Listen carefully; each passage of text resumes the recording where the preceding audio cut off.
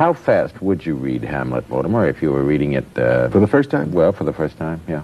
I'd read it more quickly the first time than the second and third time. But let me say about the speed of reading that there's no such thing as a right speed. When I'm reading Plato, for example, or Aristotle, I seldom read faster than 20 pages an hour, sometimes slower than that. Well, that's pretty slow, isn't it? In fact, I would guess, Charles, that reading in the sense, that third sense of reading for the sake of really lifting my mind up from a state of understanding less to understanding more, I doubt if I read 10 books a year. I handle hundreds. I examine many.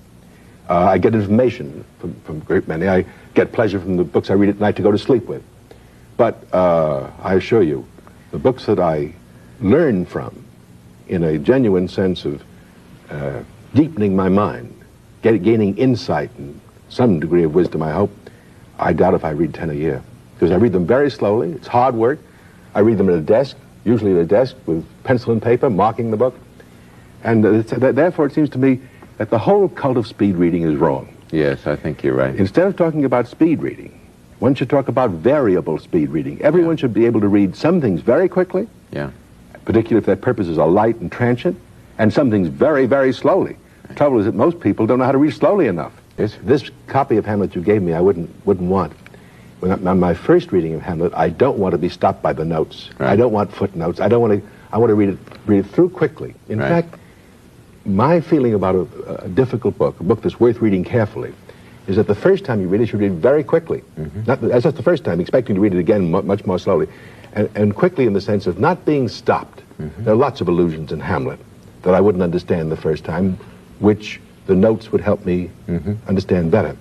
But on that first reading, I don't want to understand everything. I want to understand enough to get the whole play in before me. Because it's so terribly important to understand the whole structure of a book before you start to read it in detail and understand it in detail, isn't it? When I went to high school many, many years ago, we read Julius Caesar, as I think the first year of high school. We read it scene by scene, understanding each scene. As a result, I never understood the play as a whole. Yes. Well, what they should have done instead of reading it scene by scene first is to read the play through completely and discuss it as a whole, and then go back, perhaps, and read it more carefully, scene by scene, with notes and explanations. I'm so convinced about this that when I've been reading great books with students or with adults in great book seminars, I always tell them, when I give them a difficult text for discussion to read it through and not be stopped by what they don't understand on the first reading. Because only by reading it through and understanding, let's say 10% or 20% or 30%, will they be able to go back and understand more.